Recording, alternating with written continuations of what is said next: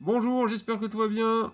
Aujourd'hui, je reviens sur l'Undermarket. Dans la précédente vidéo, j'avais indiqué que j'avais envoyé un email à l'Undermarket pour savoir quelles étaient les prochaines échéances, mes prochains remboursements de pending payment.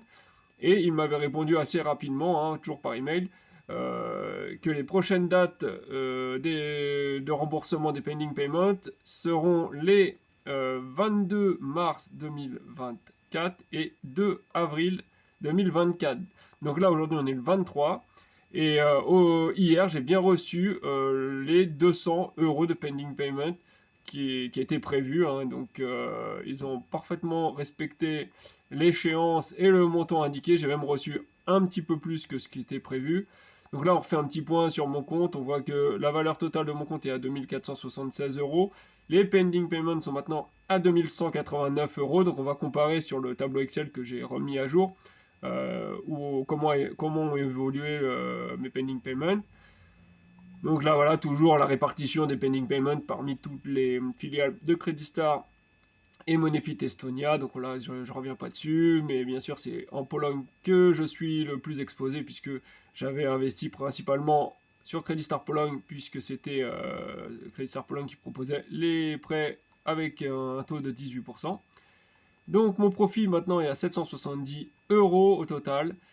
Et j'ai dans les prêts qui sont encore à jour, hein, sur les 48 euros investis, et j'en ai 20 qui sont à jour, 3 euros qui sont entre 1 et 15 jours de retard, 5 euros entre 16 et 30 jours de retard, et 20 euros qui sont entre 31 et 60 jours de retard, donc qui soit vont être remboursés par la buyback, soit ce sera 20 euros qui vont s'ajouter au pending payment par la suite. Donc ça, on verra. Et on voit donc ce qui est mon capital disponible est de 238 euros. Donc voilà, j'ai reçu un bon remboursement. J'ai pas encore fait le retrait. Je compte faire le retrait, hein. Cette somme-là, je vais bien la récupérer. Parce que de toute façon, de manière générale, sur les plateformes de peer-to-peer, je vais m'exposer un petit peu moins. Et puisqu'en contrepartie, je vais viser les prêts qui auront les taux d'intérêt les plus élevés. Donc voilà, je, je réduis mon exposition, mais en contrepartie d'une stratégie un peu plus agressive, on va dire, voilà, où je vais chercher les meilleures performances possibles. Bref, on va voir ça au fur et à mesure de l'année. Donc, et en même temps que le remboursement, donc hier, j'ai reçu également un email, hein, qui me confirme que le remboursement a été effectué et qui me donne plein d'autres informations. Donc là, j'ai été sur Google Traduction, hein, donc là, c'est l'original que j'ai reçu, et donc avec la traduction de Google juste en dessous que je vais lire, hein. Donc, il nous annonce bonjour, 213,53 euros ajoutés à votre solde disponible. Donc voilà, c'est clair que ça fait un sacré montant par rapport à ce que je recevais jusqu'à maintenant. Bonne nouvelle, les paiements en attente ont été versés sur votre solde disponible aujourd'hui comme promis. Veuillez vérifier votre relevé de compte, filtrer par date, type de transaction et faire défiler vers le bas. Besoin de retirer, les délais de retrait sont plus rapides que jamais. Il est désormais également possible de retirer des montants inférieurs au minimum de 50 euros. Sur demande, contactez-nous. Donc là, c'est intéressant en plus, hein, parce qu'ils ne se contentent pas de m'envoyer un email pour me dire ça y est, votre remboursement est arrivé, hop, point, au revoir. Ils complètent avec plein d'informations intéressantes. Donc déjà, ils précisent que les délais de retrait maintenant sont très rapides, hein, donc par rapport à une période où on pouvait attendre jusqu'à 3 semaines pour recevoir notre argent sur notre compte en banque. Là, ils disent pas le nombre de jours, mais clairement, c'est sûrement du jour au lendemain ou 2 jours après, quoi, quelque chose comme ça. Donc voilà, ça c'est déjà une information intéressante. Et autre information intéressante, c'est qu'ils annoncent qu'il est possible en fait de retirer son argent même si notre solde est inférieur à 50 euros. Donc c'est quand même intéressant. Par contre, qu'il faut les contacter directement. On peut pas le faire via le site. Il faut les contacter. Puisque d'ailleurs dans la dernière vidéo j'avais indiqué que j'avais moins de 50 euros sur mon compte et que je voulais retirer mais que je pouvais pas, hein, justement puisque c'était limité à 50 euros. Et là je sais pas, je leur ai pas demandé, hein, mais est-ce qu'ils ont regardé la vidéo, je sais pas. Mais voilà, ils me donnent la réponse en tout cas spontanément. il est possible en fait, hein, pour ceux, c'est bon à savoir, pour ceux qui ont, qui ont moins de 50 euros qui est disponible sur la plateforme et qui voudraient les retirer, et ben, n'hésitez pas à les contacter, ils feront le nécessaire pour que vous puissiez récupérer cette somme. Notre prochaine sortie prévue sera le 2 avril 2024. Donc je rappelle, hein, c'est une traduction Google, donc ça vaut ce que ça vaut. Là, ça veut dire la prochaine échéance, hein, le prochain remboursement prévu sera le 2 avril 2024. Donc ça, c'est bien ce qui était indiqué dans le précédent email. De plus, vous remarquerez peut-être également des versions plus petites en dehors de ce calendrier.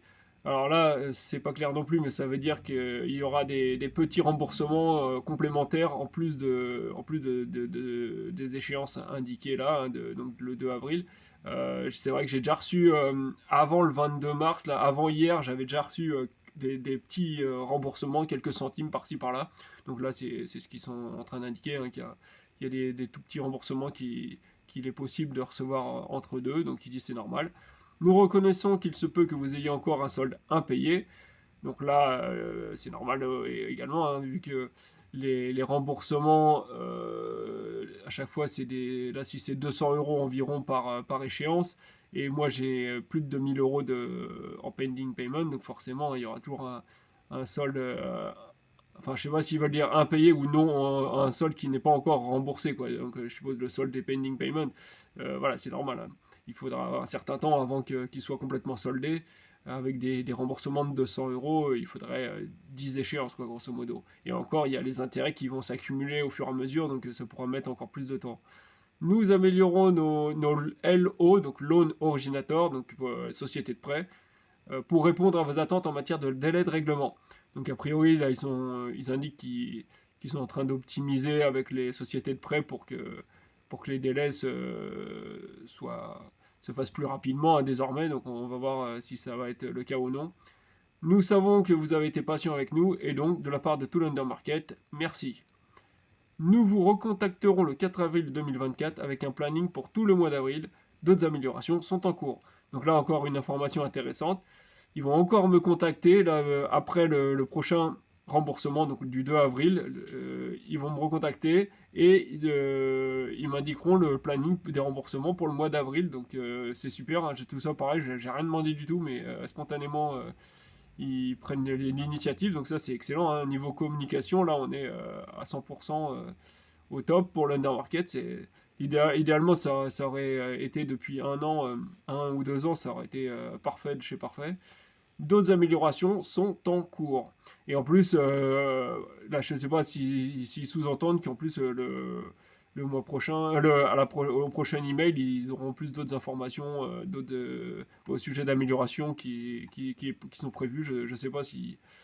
Pourquoi pas, hein, ça serait top, hein, d'avoir directement par email, de plus être obligé de partir à la chasse aux informations. Moi, je demande rien de mieux, quoi. Merci de nous confier votre investissement cordialement, etc. Au top, hein, donc quoi dire d'autre, hein, c'est génial. On passe au tableau Excel, donc, que j'ai mis à jour, hein. Donc la précédente vidéo, le 11 mars 2024, j'avais 2465 euros en tout d'investi. Et là maintenant, je suis à 2476 euros. Donc ça a augmenté de 10 euros.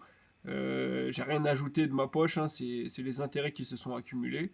Donc mine de rien, ça fait ouais, en 10 jours, ça va vite, hein. On a presque 1 euro par jour. Gain total, donc on passe de 739 euros à 770. Donc là, ça a augmenté de 20 euros au niveau des gains. Ensuite, performance totale, donc on passe de 30% à 31%. Donc pareil, la performance a bien grimpé. Gain par période, donc on est là sur une période de 10 jours, on a 31 euros, hein, comme indiqué là. Donc c'est déjà pas mal, hein, de faire 31 euros en 10 jours. Alors là, par contre, il y a un truc que je comprends pas, c'est que le solde a augmenté seulement de 10 euros et le gain de 31 euros.